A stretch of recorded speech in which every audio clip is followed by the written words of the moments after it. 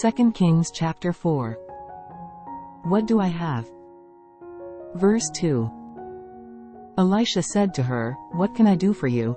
Tell me, what do you have in your house? Your servant has nothing there at all." She said, "Except a small jar of olive oil."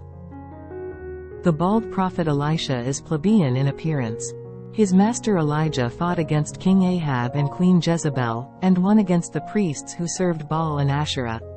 Somehow, he seems more heroic and noble than plebeian. Elisha, on the other hand, is plebeian in appearance, and his miracles are tailored to the needs of his neighbors.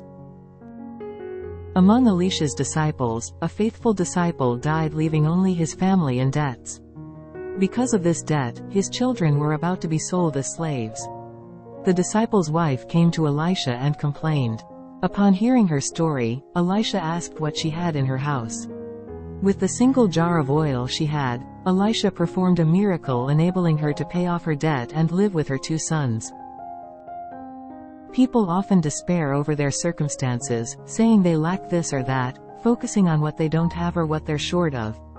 They despair and give up with thoughts of, "I don't have, I lack," leading a life of unhappiness. Elisha asked the poor disciple's wife, "What do you have in your house?" What could possibly be in a house that was on the verge of selling its children as slaves?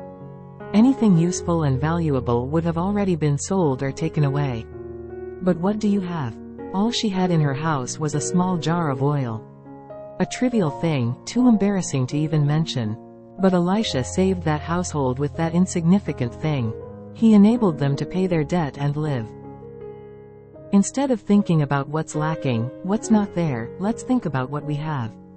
Let's think about what God has given us, what God has left for us. Wouldn't God use that to save me, my family, our community? God, what do I have? What have you left for me? To the God who saves, glory to you. Holy Spirit, guide us in truth.